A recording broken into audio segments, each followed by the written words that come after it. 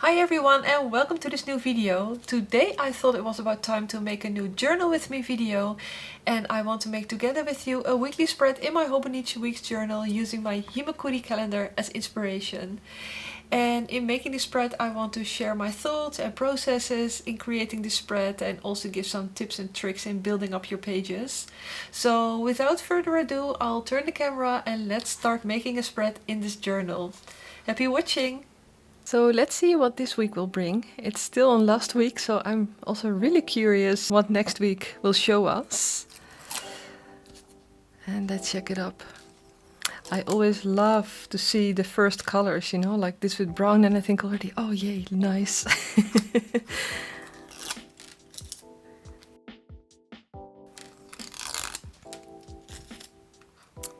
Oh, this week is gonna be really nice and summery. Again with lovely blue colors, and it immediately gives me holiday feelings. I really love these pictures with little bubbles, the sea, the sky, ice cream, a blue door and some dried flowers on a brown background. I'm sure I'm going to be able to make something really nice with this, and it already makes me super happy. So let's open up the journal and let's start crafting. And I put this one next to it again so you have the reference. I start off with picking a sticker, and I saw this sticker already before. I don't know if you also watched my previous video, but then I was already doubting about this one, and now I can finally use it. I really think it's such a cute one with a girl eating ice cream. And I always cut off the excess around the sticker because, yeah, I don't know, I just never like if there's too much white around it. And I just prefer it to be clean and being more in part with the page instead of that there's obviously a sticker pasted onto it. And I do the same with this label. This label is from Classiky, and I just also cut out all the excessive white parts. Then I want to use this paper. It's, I think, from an Italian book, and I got it around these stamps. These are from Chiara from PaperPoems, and she makes the most beautiful hand-carved stamps. She all carves this herself. She has a small Etsy shop, and I just adore her stamps. I already have quite a collection, but what she does, she always packages it like this, and you get the stamp like this. And then with a little example on top of it. And I really love using this paper because this summer we will visit Italy again, and this is also in Italian. So I thought I have to use this, and I'm also sure going to use, I think for sure, this stamp. I don't know if I can use them all, but I think this is so nice and so summery and lovely. I want to use a little piece of this paper, so I rip off a part. And it's always a bit hard to decide like what part to rip out and how to put it behind the things that you have on the page already. Especially when the amount of paper you have is limited, like this little piece of course. But in the end I decided, like the first part that I ripped, I didn't want to use it on this place, and I thought a vertical rip was looking better, so I ripped out another piece, and this one I will stick on the right down corner. So if I put something up in the left upper corner, I also like to put the same or something similar to the right down corner, so it looks a bit more like, yeah, it belongs together or something. And then at once I remember I have this paper pad, and I thought this color paper looks perfect with the brown from the photos, but I thought it was too dark compared to the colors that I used already in this page. So I decided to go for the lighter yellow color, and I just adore this paper. I love this texture on this one. I don't know if you can see it clear, but it has little flowers embossed on it, and I think it's so cute. And I think it's really nice to create an extra layer behind the pieces of the book that I picked already. In this way you also create a little more depth in the page with using different layers, different colors, but I still like to keep it in the same tone, so a bit more the brownish, bluish colors. And I think it creates really a lovely cohesion in this way. And then I decided I also want a little piece of that brownish paper on the right down corner. And I tried to rip loose a piece of that book, but I noticed that if I do that, that I rip the paper apart and that it's not coming loose. And I don't want that, so I just rip the part that is able to come loose and I just stick it under there. And now you see with just a few items you can create already nice layers and depth in your collage. And of course I also wanted to use this washi tape from Pion. I just got it in at the time that I recorded this video and I really adore this tape. It's so beautiful. And I really loved using this particular piece with the flowers. That's also a reference to the first photo of the calendar. And also the blue color, of course. I think it's really beautiful. But I decided to put it a little bit away, not stick it yet, and first paste the frame to the page. Because I want to put that washi tape over the frame and not under the frame. And that way I was indecisive in the beginning, so yeah, in that way it's also good to not stick stuff immediately, so you can shuffle it around a bit still. And I just want to create like the girl is sitting on kind of a towel or something. I think it's really nice. And what I don't really do on purpose while making my spreads, but what I notice when I edit my videos, is that I create often a diagonal flow on my pages. And I can't explain why I do it, it just automatically happens somehow. And I want to use another piece of the Pion washi tape, and I really like this one with the other flowers. And I'm a bit doubting between the one with the flowers and the one with the diagonal blue stripes. But I decided to pick the one with the flowers because the other piece of washi that I used also contains flowers. And I think, yeah, the size is better in this place and the colors are better in this place. But yeah, again, you know, I do a lot of stuff based on feelings and yeah, how I look at the things, but there is of course no right or wrong in it. It's just like my way of making a collage and journaling. And this piece I also really liked. So I also decided to create an extra layer with that. So now the base is kind of done. I made some layers with the papers and the washi and the girl. And the rest I want to fill up with some stamping or, you know, loose stickers, or maybe make another layer, like for example with this one, putting it here. And I want to put a quote also. So I'm right now thinking like, where shall I put the quote? And I found already a quote, life is like ice cream, enjoy it before it melts. I think I will use this little square because it's not too many words and I think it will fit here and I think it looks aesthetically nice on the paper. So for that, yeah, I think I'll first put the quote and then the rest I can use to fill it up with stamping and stuff.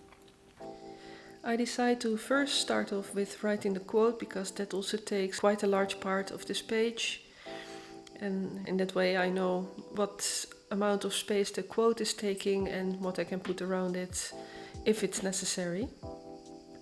And I start first off with writing it with mechanical pencil and then go over it with ink because my calligraphy skills are still not that good yet that I dare to do it with ink immediately. And unfortunately my battery died while writing with ink, but I just recorded the last part of writing this quote. And for the writing I use my Sailor Pro gear with an extra fine nib. And then it's time for some stamping, and I have these gorgeous inks from Breezy Studio and also from ours.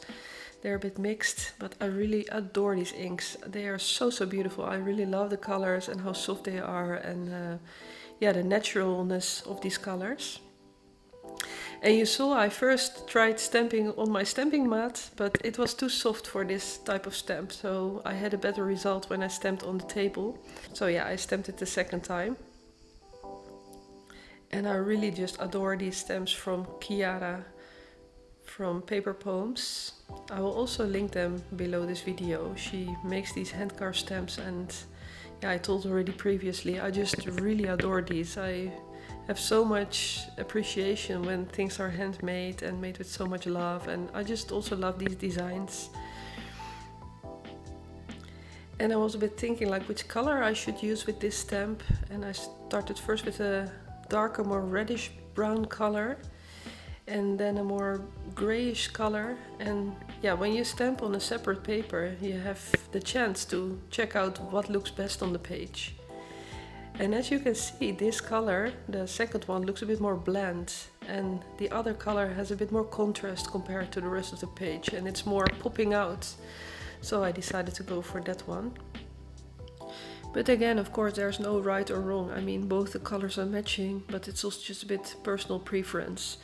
This was just my choice at the time. And I stick this stamp a little bit over the layers that I created already, so it has some connection with the other layers. And then I have this stamp from Pion, which I also really love, but of course I want it under or partly under the stamp that I just stick to the page. So I take it apart again, and I take this light blue color. And I always make sure that the edges of the stamping pads are clean of ink. You can easily remove a little bit with your finger if you put ink on the edges of the stamp, and in this way you get the most clean stamps. At least that's my experience. And then I put that other stamp back again. And then I have this really cute stamp from Baum-kuchen. It's from a paper crane, and I really adore it so much.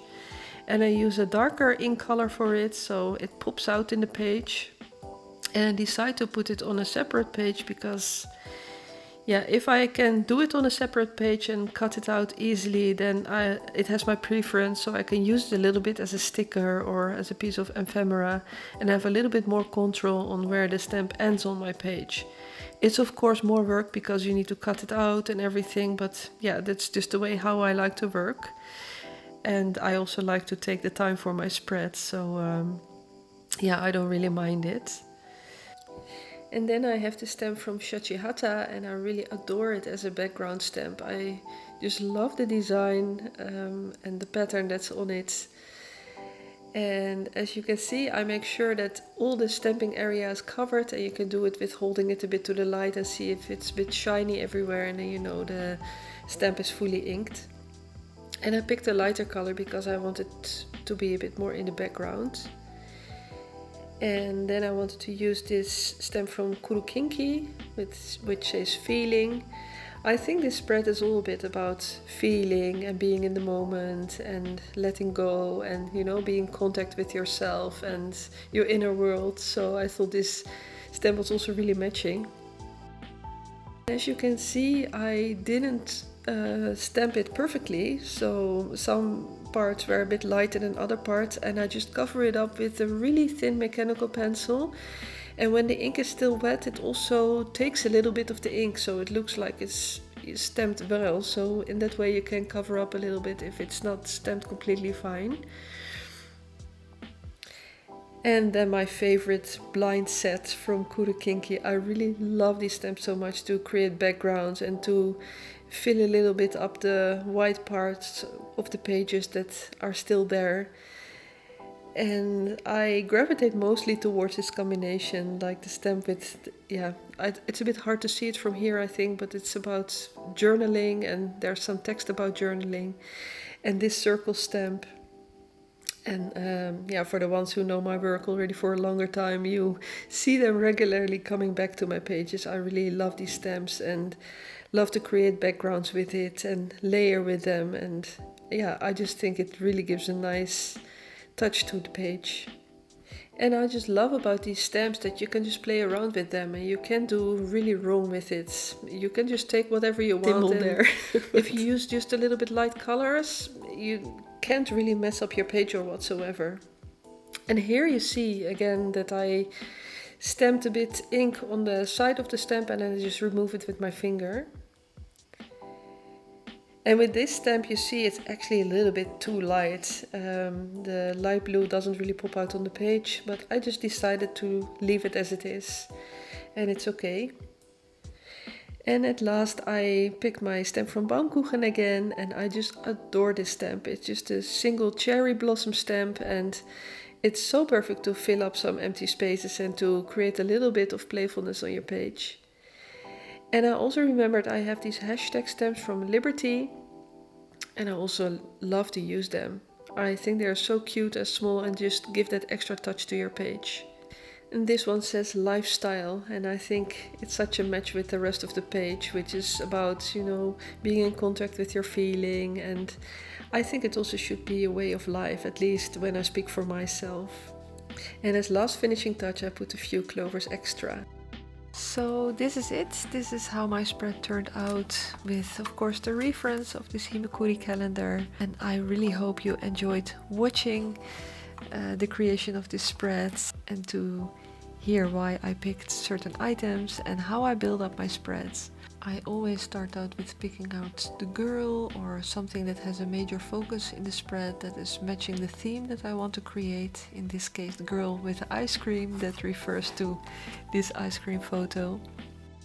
And yeah, I start with the base of layers. I picked the Italian writing, which I really loved because we will visit Italy this summer, and I thought it is a nice personal reference.